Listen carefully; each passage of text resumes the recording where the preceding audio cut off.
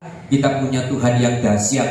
Kita percaya kita punya Tuhan yang hebat. Kita percaya kita punya Tuhan yang bertanggung jawab atas hidup kita. Nah, Bapak Ibu yang kasih Tuhan, puji nama Tuhan. Ketika saudara dan saya menerima Yesus sebagai Tuhan dan Juru Selamat, maka saudara dan saya banyak yang menyebut sebagai orang percaya. Ketika kita terima Tuhan Yesus sebagai Tuhan dan Juru Selamat, banyak orang di luar sana yang mengatakan kita ini sebagai orang percaya. Orang yang percaya kepada Tuhan Yesus memang menjadi percaya kepada Tuhan Yesus itu bukan kebetulan, saudara. Menjadi percaya kepada Tuhan Yesus itu adalah satu pilihan daripada setiap kita, dan juga pilihan daripada setiap pilihan daripada Tuhan kepada setiap kita.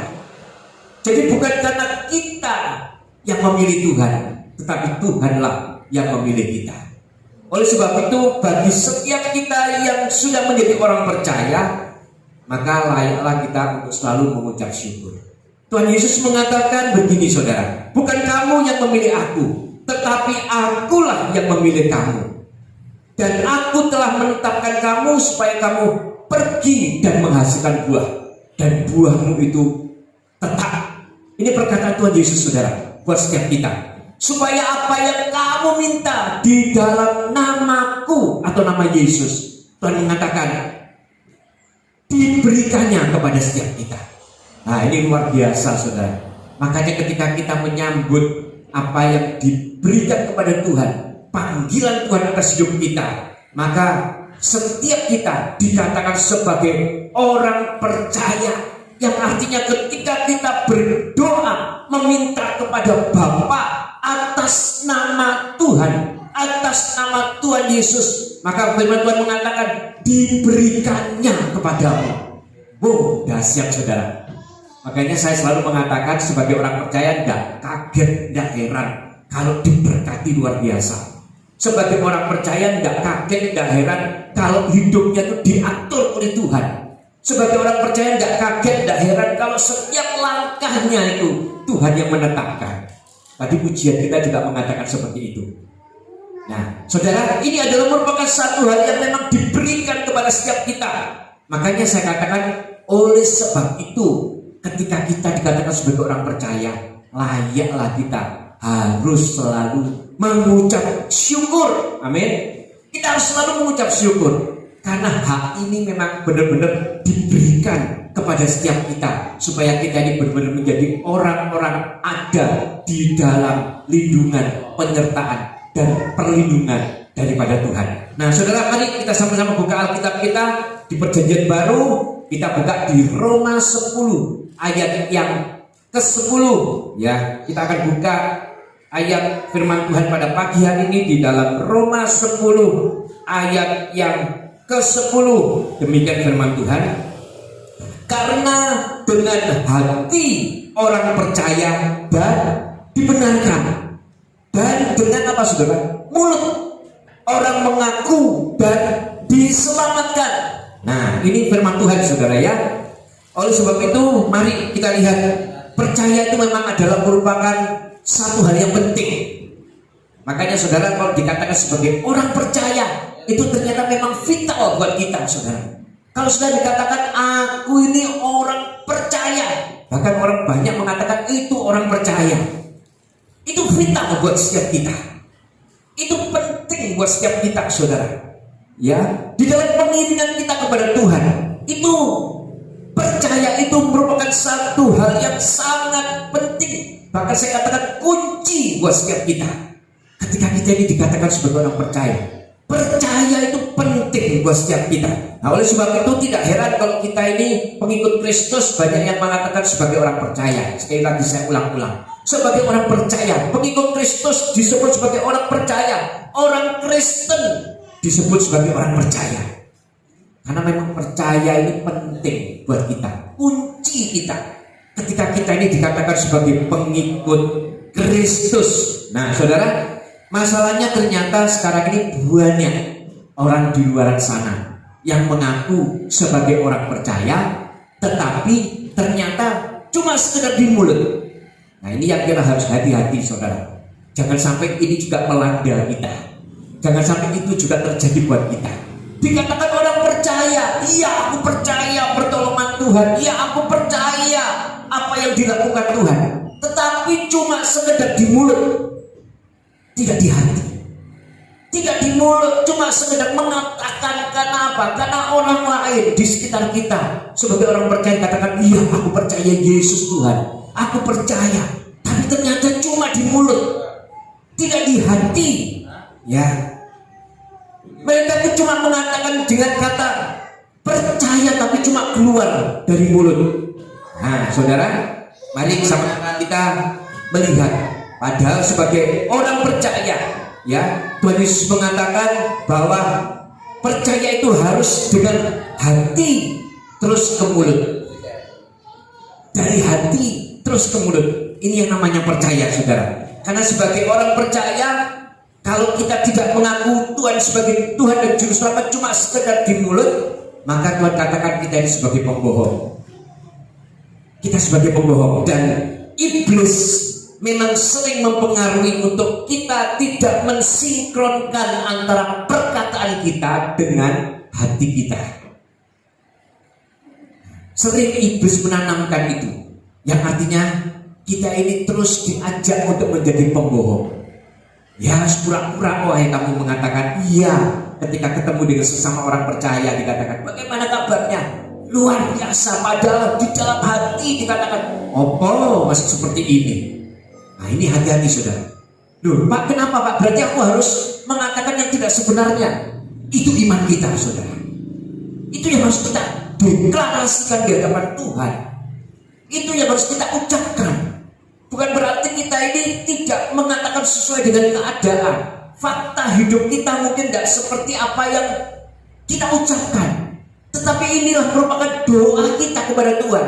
Karena mulut kita, Tuhan katakan, ketika kita percaya kepada Tuhan, mulut kita ini doa di hadapan Tuhan. Makanya ucapkan yang baik, ucapkan terus yang baik, perkataan yang baik. Ajak hati kita ini sungguh-sungguh memang mengatakan iya, dahsyat, memang dahsyat. Dan kenyataannya memang kalau kita urut dari A sampai Z kehidupan kita, Yesus tetap dahsyat dalam hidup kita. Ini yang harus kita ingat, saudara, supaya kita ini jangan sampai dipengaruhi iblis sehingga tidak sama lagi ucapan kita dengan hati kita. Nah, contoh tadi saya sudah katakan dalam kehidupan sehari-hari, tidak sama, tidak sama. Ini yang hati-hati, saudara. Ada satu ilustrasi yang saya mau kasih tahu, saudara. Ada seorang bapak-bapak yang sudah mau dipanggil Tuhan. Dia sudah mengalami sakit berbulan-bulan. Nah, ketika sakit, bapak ini mengadakan pengakuan di hadapan istrinya. Rupanya bapak ini adalah seorang pembohong. Dia mengatakan, istriku yang aku kasih, aku minta maaf ya. Kalau selama hidupku ini ternyata aku ini banyak selingkuh. Bahkan aku masih punya selingkuh di A, di B, di kota C, di kota Z. Aku banyak melakukan hal-hal yang tidak berkenan di hadapanmu. Aku minta maaf ya. Ngomong sama istrinya seperti itu. Dia pikir apa yang dia lakukan itu dia mau buka kepada istrinya. Nah, satu hal yang mengagetkan, ternyata istrinya mengatakan, oh enggak apa-apa Pak. Tidak apa-apa Pak. Saya memaafkan kamu. Karena sesungguhnya aku juga mau mengadakan pengakuan dosa kepadamu. Loh, kenapa? Bapak sakit itu gara-gara setiap hari di makananmu tak taruh racun pelan-pelan. Nah, saudara, ini terjadi satu hal yang luar biasa, pembohongan yang luar biasa. Makanya apa yang dikatakan di mulut tidak sama dengan yang di hati. Pura-pura melayani suaminya juga seperti itu, tidak sama di mulut dengan di hati. Mengatakan cuma mengasihi istri, tapi ternyata banyak yang dilakukan di luar sana yang menyakiti hati istrinya. Jangan sampai hal itu terjadi di dalam kehidupan kita. Karena ini adalah satu hal yang ditanamkan iblis. Memang iblis itu sukanya bohong. Karena sesungguhnya dia memang bapak pendusta. Ya. Sesungguhnya dia adalah bapak pendusta. Kita lihat di Yohanes 8 ayat 44. Yohanes 8 ayat 44. Ya, kita lihat saudara. Ya, ini satu pengakuan dari Tuhan Yesus untuk satu pribadi ini saudara, yang harus kita ketahui bersama. Iblislah yang menjadi bapamu, dan kamu ingin melakukan keinginan-keinginan bapamu. Nah, ini hati-hati saudara. Orang yang melakukan keinginan-keinginan tidak sesuai dengan keinginan Bapa. Dikatakan kita ini cuma ada dua pilihan, mengikuti keinginan Bapa atau mengikuti keinginan iblis. Kan gitu saudara ya. Nah kita lihat, ia adalah pembunuh manusia sejak semula dan tidak ada hidup di dalam kebenaran, sebab di dalam dia tidak ada kebenaran. Makanya layak kalau orang itu sukanya berbohong, sukanya tidak ada kebenaran.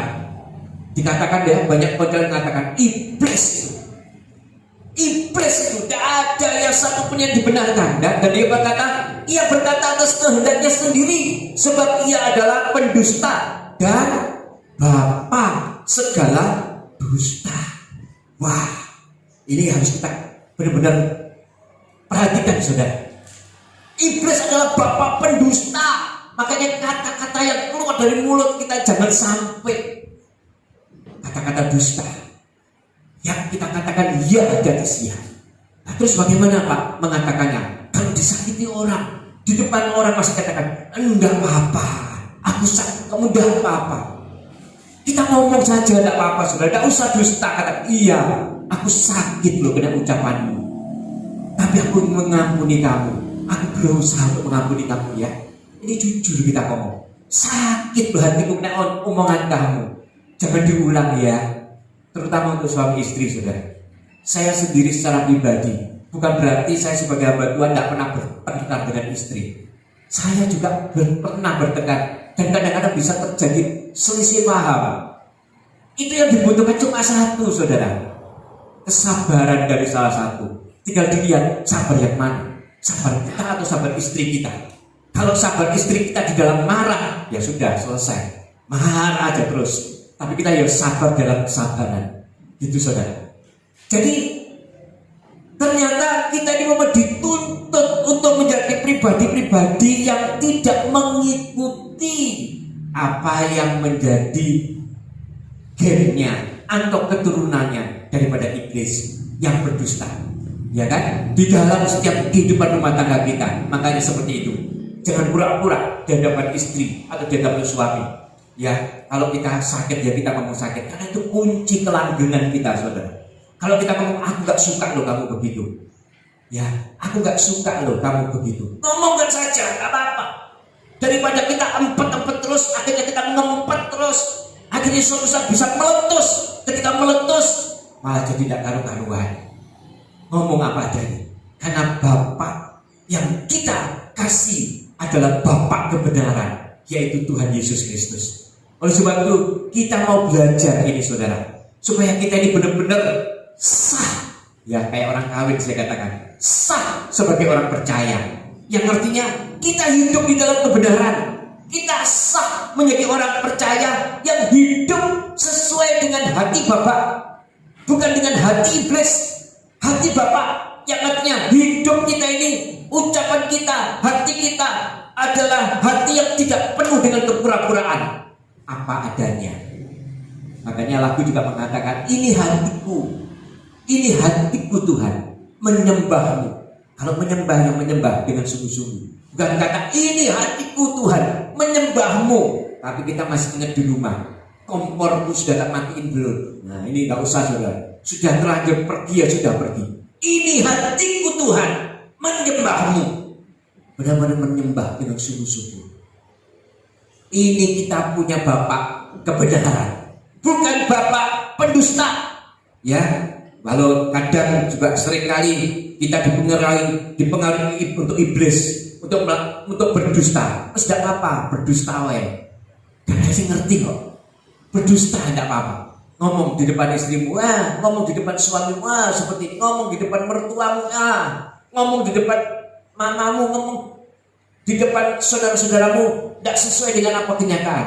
Hati-hati saudara, ya, tidak boleh. Kita harus, jangan sampai nanti iblis malah berguru dengan kita. Nah, ini lebih parah lagi saudara.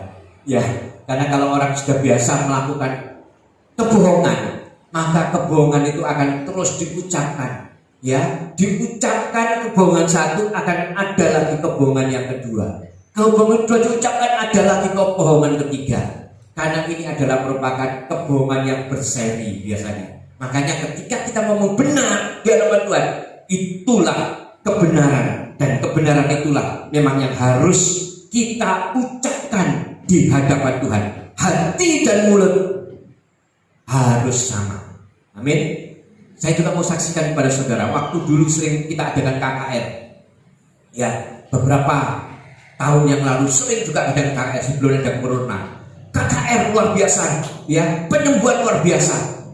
Saya sering saudara, saya lihat dengan mata kepala saya sendiri, ya kan? Pada waktu KKR Insinyur Niko, seringkali saya ini menjadi pendoa, menjadi hamba Tuhan yang ditugaskan untuk mendoakan mereka yang sakit. Kita bergerak begitu ada KKR dibuka, langsung kita bergerak. Kita langsung doakan orang di tenda-tenda itu, ya kan? Kan banyak tenda-tenda orang sakit.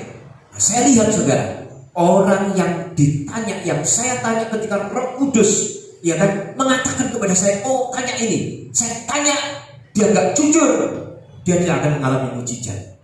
Tapi ketika kita tanya, dia jujur, dia katakan apa adanya, dia langsung akan mengalami mujizat.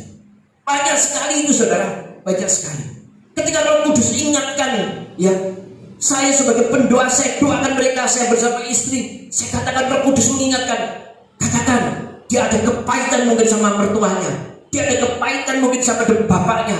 Katakan, saya katakan, kamu ada kepahitan ya, ayo minta ampun kepada Tuhan. Kamu ada, kalau dia katakan jujur, kalau dia mengatakan iya, aku punya kepahitan, maka dia akan mengalami mujizat. Tapi ketika dia mengatakan, oh udah, tidak apa-apa, terutama mertua saudara. Ya, saya mau katakan jujur, jarang loh saudara ada mantu yang bisa akur dengan bentuk mertua. Ayo, iya atau iya saudara? Jarang ada mantu yang bisa akur dengan bentuk mertua.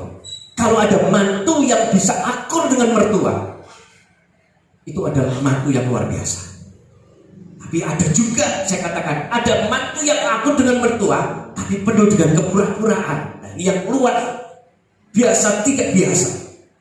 Oleh sebab itu saya katakan kepada saudara, mantu yang bisa akur dengan mertua itu mantu yang luar biasa.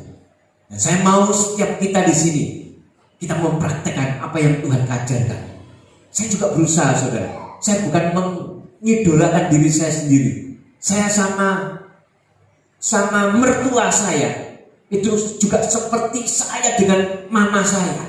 Sama. Saya katakan semua sama. Ini kita harus lakukan saudara. Kita harus benar-benar lakukan, jangan sampai kita membeda-bedakan.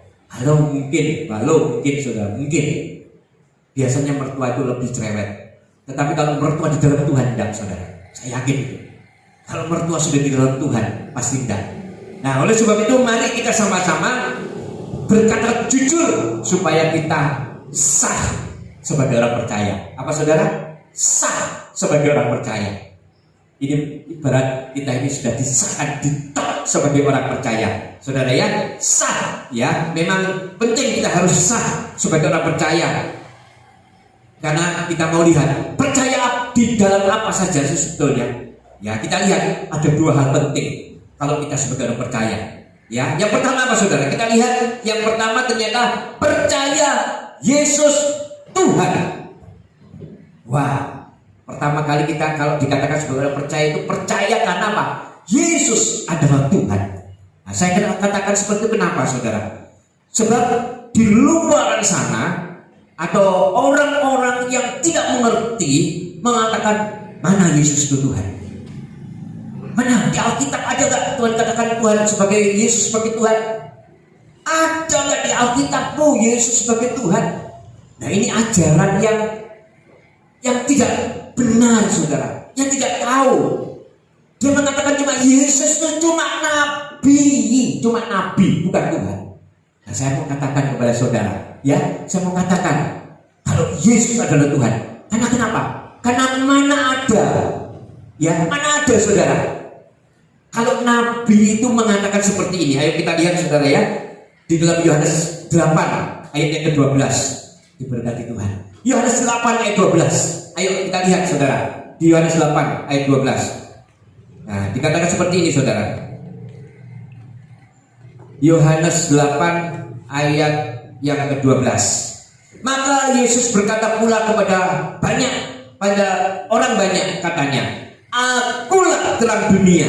Barang siapa mengikut aku, ia tidak akan berjalan dalam kegelapan, melainkan ia akan mempunyai terang hidup." Saudara perhatikan, mana ada iblis nabi yang mengatakan sebagai terang? Mana ada nabi, ya kan, sebagai nur, cahaya, terang? Mana ada nabi yang seperti itu? Kalau bukan Tuhan. Nah, ada lagi saudara dikatakan di dalam firman Tuhan di dalam Yohanes 14 ayat yang ke-6.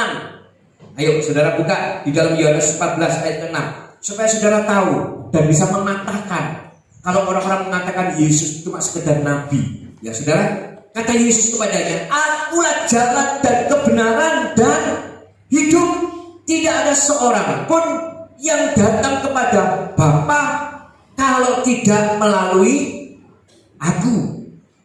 Mana ada nabi yang mengatakan akulah jalan? Selama ini orang masih mencari jalan, ya kan? Kalau bahasa Arabnya sirotol mustaqim, masih mencari, tunjukkan aku jalan. Tapi Tuhan mengatakan akulah jalan. Tidak apa-apa Pak Sofian, tidak apa-apa, biarkan. Akulah jalan. Ya, ini adalah satu bukti saudara, kalau Yesus itu adalah Tuhan. Di luar sana saya katakan sekali lagi, banyak orang yang kasihan saudara. Makanya saya katakan kasihan. Makanya kita ini harus punya banyak roh belas kasihan buat setiap mereka yang tidak mengerti saudara. Orang yang tidak tahu, banyak di luar sana. Orang yang tidak tahu kalau Yesus itu adalah Tuhan. Karena sampai detik ini banyak yang menolak. Mereka tidak mengaku Yesus sebagai Tuhan. Oleh sebab itu kita dibukakan oleh Tuhan pada pagi hari ini bahwa sesungguhnya di luar sana banyak orang-orang yang mencari jalan, bahkan mengatakan berteriak-teriak, "Tunjukkanlah aku jalan, ya, supaya aku tahu kebenaran dan hidup." Nah, mereka menolak Yesus, yang artinya mereka itu menolak salib. Dan firman Tuhan mengatakan orang yang demikian, ayo kita buka saudara di dalam 1 Korintus 1 ayat 18. Ya, 1 Korintus 1 ayat 18. Saudara lihat di dalam firman Tuhan di dalam 1 Korintus 1 ayat ke-18. Ayo kita buka saudara. Enggak apa-apa, anak-anak memang seperti itu, saudara. Ya, saya semua di sini saya bebaskan semua anak-anak mau berbuat apa silakan. Saudara tidak usah yang asal tidak berbahaya. Karena Tuhan Yesus pun tidak menolak anak-anak. Ya, mereka biasa berkreasi. Saudara tetap konsentrasi sambil mengawasi. Ya, puji Tuhan. Ayo kita lihat dalam 1 Korintus 1 ayat 18. Nah, kita lihat. Ini orang-orang yang saya katakan tadi kasihan. Kasihan. Malah kita harus punya roh belas kasihan ya. Dikatakan seperti ini. Sebab pemberitaan tentang salib memang adalah kebodohan. Bagi siapa saudara? Bagi mereka yang akan binasa. Wah, ngeri saudara. Pemberitaan tentang salib, mereka mengatakan, "Oh, salib. Kok Tuhan disalib? Kok Tuhan dipetenteng? Kok Tuhan taruh di atas kayu salib? Apa?" Nah, saudara, saya mengatakan ini adalah merupakan bentuk atau bukti daripada orang-orang yang akan binasa. Ya, haleluya. Ya, si Tuhan, ya. Dan mereka mengatakan, tetapi bagi kita yang diselamatkan, pemberitaan itu adalah kekuatan Allah. Jadi tentang salib itu adalah merupakan kekuatan buat setiap kita. Tanpa salib saudara dan saya tidak ada sampai titik ini. Tanpa salib saudara dan saya tidak bisa mengalami yang namanya pembebasan. Tanpa salib saudara dan saya tetap ada di dalam lumpur dosa. Tanpa salib saudara tetap punya kepribadian yang tidak bisa dimurnikan oleh Tuhan. Itu semua adalah karena salib. Ya, puji Tuhan. Tidak apa-apa. Ya. Haleluya. Ya, jadi satu hal yang harus kita ketahui bersama, saudara ya, bahwa setiap kita percaya bahwa setiap kita yang percaya kepada salib berarti kita ini adalah orang-orang yang hidup di dalam kebenaran.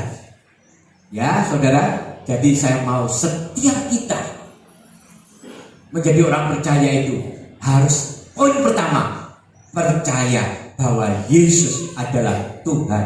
Amin, saudara. Yesus adalah Tuhan.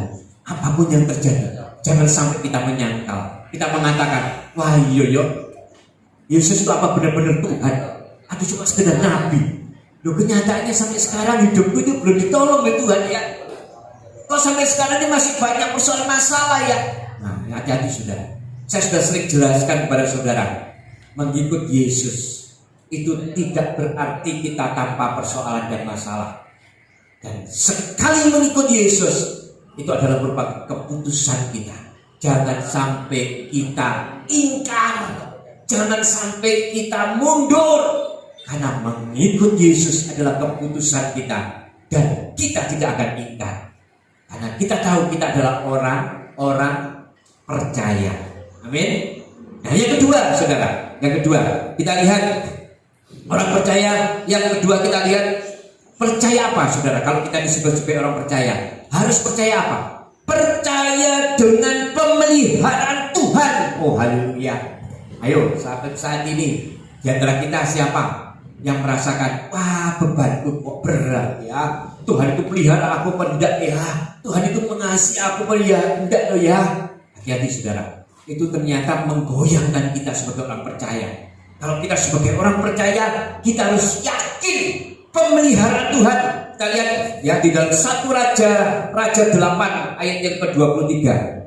1 Raja 8 ayat 23. Demikian firman Tuhan, lalu berkata, ya Tuhan Allah Israel, tidak ada Allah seperti Engkau di langit, di atas dan di bumi di bawah. Nah, ini pengakuan daripada Raja Perjanjian Lama. Ya, Nabi yang dengan otoritas Allah mengatakan bahwa tidak ada Allah ya di atas dan di bumi, di bawah bumi. Engkau yang memelihara perjanjian dan kasih setia kepada hamba-hambamu dan yang dengan segenap hatinya hidup di hadapanmu.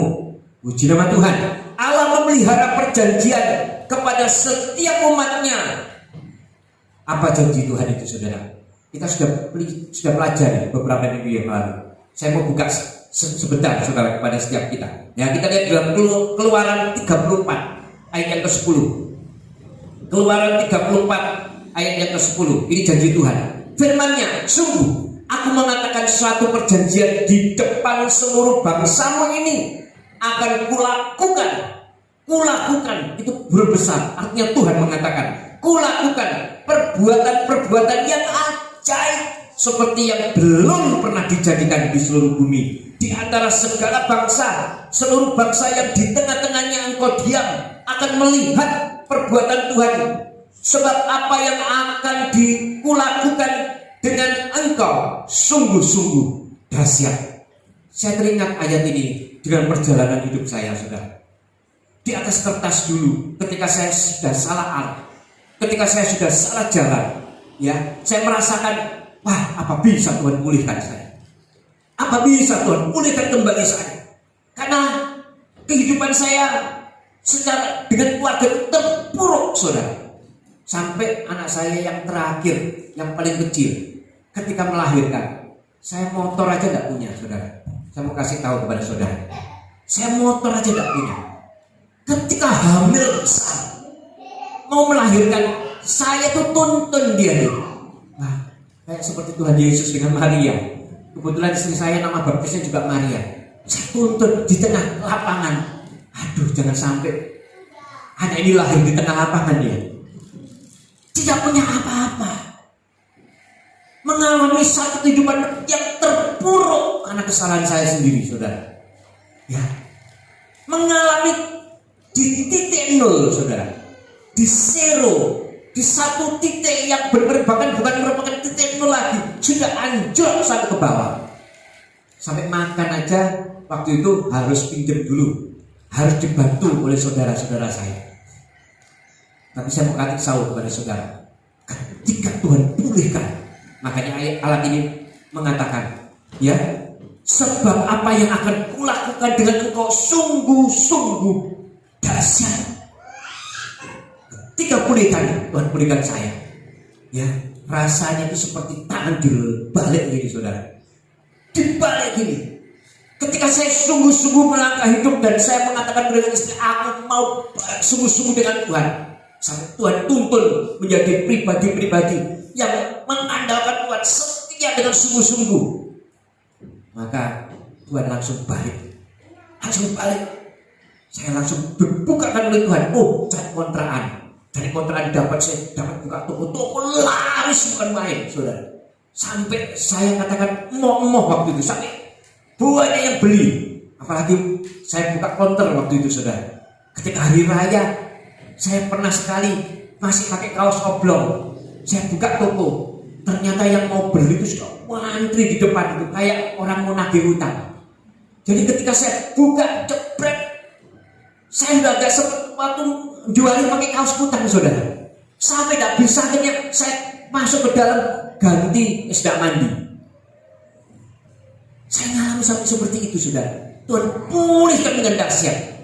Makanya sekarang, saudara, saya menghimbau kepada saudara yang saat ini menjadi orang yang percaya kepada Tuhan. Ayo, jadilah orang percaya yang sungguh-sungguh. Jangan yang di hati dengan di mulut tidak sama. Cari Tuhan dengan setia. Tekun, setia, cari. Karena bagi Tuhan membalikkan hidup saudara itu seperti membalikkan telapak tangannya. Ketika Tuhan bawa seperti itu, akhirnya saya bisa beli rumah, beli tanah. Saya bikin toko lagi satu. Nah, jadi tidak ada yang mustahil di hadapan Tuhan. Kalau sungguh-sungguh, sampai saya bisa kuliahkan anak-anak saya. Mereka semua tidak ada, ya. Yang tinggal satu ini yang sekarang masih kuliah. Empat-empatnya ini calon sarjana semua. Ini karena saya sungguh-sungguh. Kalau dulu saya mengatakan, waduh, apa isa ya? Kalau saya tidak menjadi orang percaya yang sungguh-sungguh, mungkin benar-benar saya tidak bisa seperti sekarang, saudara.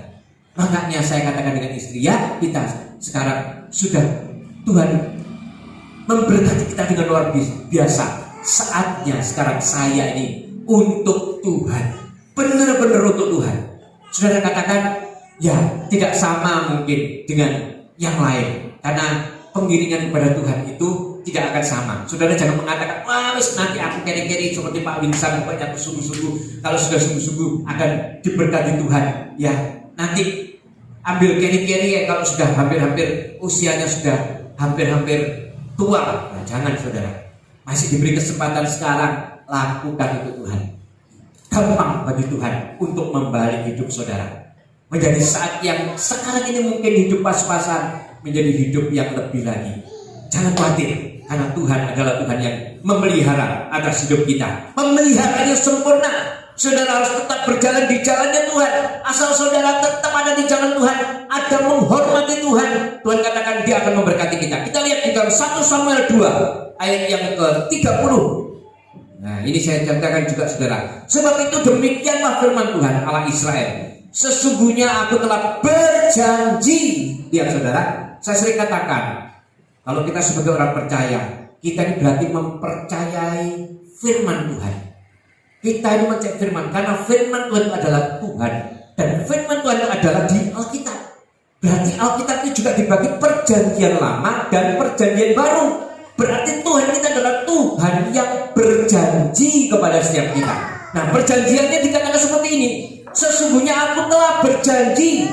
Saudara perhatikan ini, keluargamu dan kaummu akan hidup di hadapanku selamanya. Saudara lihat, yang artinya apa? Dijamin oleh Tuhan selamanya. Ketika kita ini hidup di hadapan Tuhan yang sudah berjanji. Tetapi, saudara lihat, ini bisa dibatalkan. Demikian firman Tuhan. Jauhkanlah hal itu daripadaku, sebab siapa yang menghormati aku, menghormati Tuhan, akan kuhormati. Tetapi siapa yang menghina aku akan dipandang rendah. Jadi mari sama-sama kita menghormati Tuhan. Kesetiaan itu bagi Tuhan mahal harganya. Ketika saudara setia, sungguh-sungguh mencari Tuhan, ini mahal harganya. Karena kesetiaan ini berarti menghormati Tuhan. Karena Tuhan adalah setia. Makanya saya selalu dorong kepada saudara, ayo setia, sungguh-sungguh cari Tuhan, setia. Dulu saya juga seperti itu. Saya tidak mikir macam-macam, yang penting saya setia kepada Tuhan, setia. Ada ibadah itu sampai 2 kali saya ikuti. Doa puasa saya ikuti. Sel grup saya ikuti, semua saya ikuti. Dan ketika saya ikuti, toko saya tutup. Benar-benar saya tutup. Ada masih rame, tutup cari Tuhan. Ketika saya setia, Tuhan buktikan, nyatakan kasih-Nya. Semua diatur Tuhan dengan baik. Ya saudara, mari sekarang tergantung saudara. Kalau saudara sekarang sudah dikatakan sebagai orang percaya, mari kita pakai simbol itu sebagai simbol yang membangkitkan kita. Perkataan yang dikatakan sebagai orang percaya itu adalah perkataan yang membuat setiap kita harus benar-benar percaya kepada Yesus sebagai Tuhan dan percaya akan pemeliharaan Tuhan. Amin saudara. Mau percaya?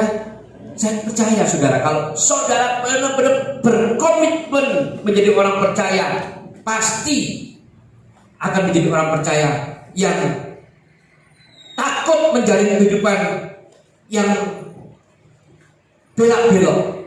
Pasti kehidupannya akan selalu lurus di hadapan Tuhan. Nah saudara, orang percaya ini kalau sudah berkomitmen sebagai orang percaya, saya percaya pasti kita tidak akan takut menghadapi kehidupan ini. Karena kita tahu kita ada di dalam pemeliharaan Tuhan. Amin. Pemeliharaan Tuhan. Jadi tidak usah takut untuk hari esok. Tidak usah takut untuk masa depan. Semua ada di dalam tangan Tuhan. Yang penting cuma satu saudara. Lakukan bagian saudara. Maka Tuhan pasti akan lakukan bagian daripada Tuhan atas hidup saudara.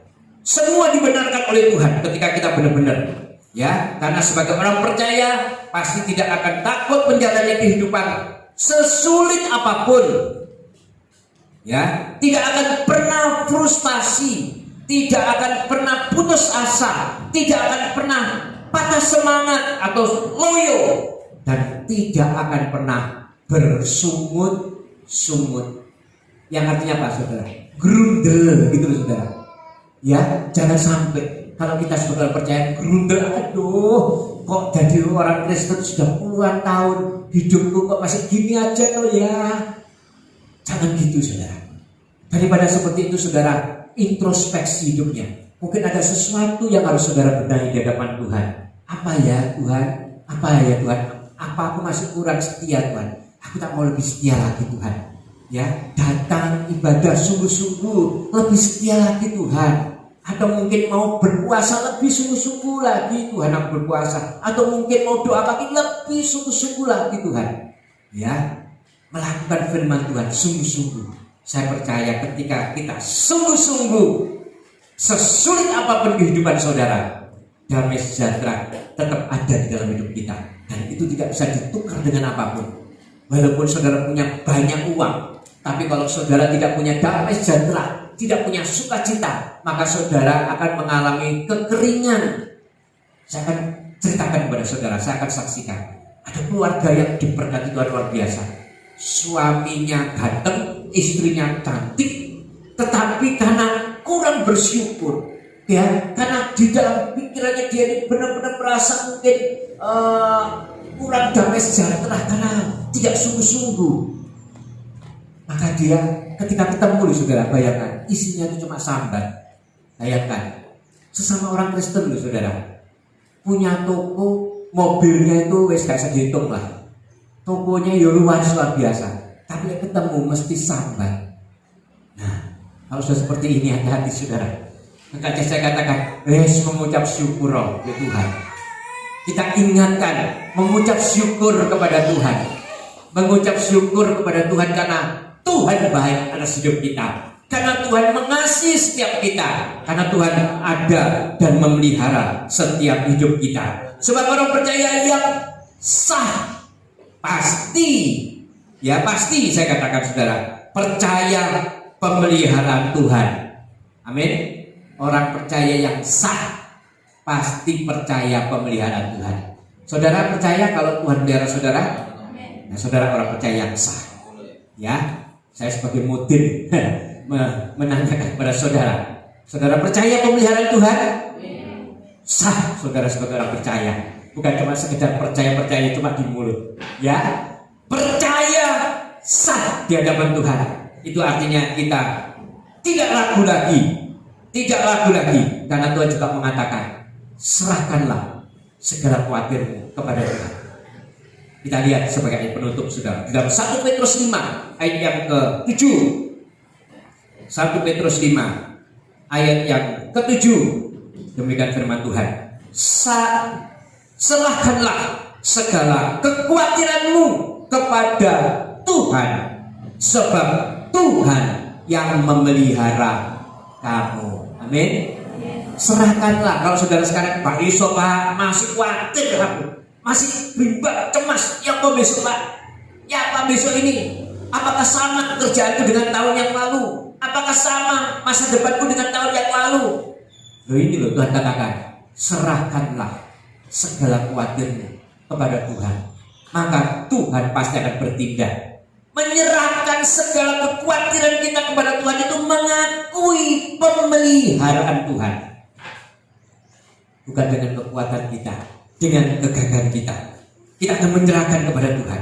Ya, saya akan rangkum saudara sebagai yang terakhir. Ya saudara, orang percaya yang sah itu pasti mempunyai dua hal dasar. Yang pertama, percaya kalau Yesus itu adalah Tuhan. Ya, percaya kalau Yesus itu adalah Tuhan. Yang kedua, percaya akan pemeliharaan Tuhan. Dan saya mau kasih tahu bonusnya kepada saudara. Ini bonusnya sebagai orang percaya. Kita lihat di dalam Yohanes 4 ayat 48. Bonusnya. Nah, Yohanes 4 ayat 48. Yohanes 4 ayat 48. Ya, demikian firman Tuhan. Maka kata Yesus kepadanya, jika kamu tidak melihat tanda dan mujizat, kamu tidak percaya. Kita adalah orang-orang yang percaya kepada Tuhan dan mujizat pasti terjadi. Makanya saya kasih tahu kepada saudara, kalau kita sebagai orang percaya, kita punya dua hal dasar. Dan Tuhan tambah satu hal lagi, yaitu mujizat masih ada. Mujizat masih terjadi atas hidup saudara. Mujizat akan terjadi atas hidup saudara. Kalau saudara sungguh-sungguh sekarang punya pergumulan apa dengan Tuhan, ya mungkin hari ini saudara banyak pergumulan, banyak masalah yang sudah terjadi. Mari kita percaya bahwa Tuhan adalah Tuhan atas mujizat. Dia bermujizat atas hidup setiap kita. Dia ada mujizat atas setiap kita. Makanya mujizat itu masih ada. Saya sangat suka dengan KKR Insinyur Niko yang mengatakan mujizat masih ada. Dan saya lihat dengan mata kepala sendiri, memang mujizat masih ada dan tetap ada. Makanya saya ceritakan tadi waktu KKR, ketika didoakan banyak sekali terjadi mujizat, karena memang mujizat itu masih ada. Amin. Mari sama-sama kita menjadi orang percaya yang sungguh-sungguh kepada Tuhan, yang sah di hadapan Tuhan, yang sah di hadapan Tuhan. Amin. Menjadi orang percaya yang sah di hadapan Tuhan adalah orang percaya yang memang disukai oleh Tuhan. Orang percaya yang diberikan kepada setiap kita melangkah menjadi orang percaya yang sungguh-sungguh percaya, bukan cuma sekedar di mulut, tetapi dari hati. Yang keluar dari hati adalah percaya yang sungguh-sungguh percaya. Ya saudara, jadi jangan pernah takut. Kalau kita semua jadi orang percaya, saya percaya setiap kita akan dituntun oleh Tuhan, akan diberkati oleh Tuhan. Amin. Oleh sebab itu, mari kita sama-sama menjadi orang percaya yang sah di hadapan Tuhan. Amin. Amin. Ya, mari kita tutup Alkitab kita. Kita akan sama-sama datang kepada Tuhan. Haleluya. Ayo saya undang pemain musik. Haleluya. Terima kasih Tuhan atas kebaikan-Mu.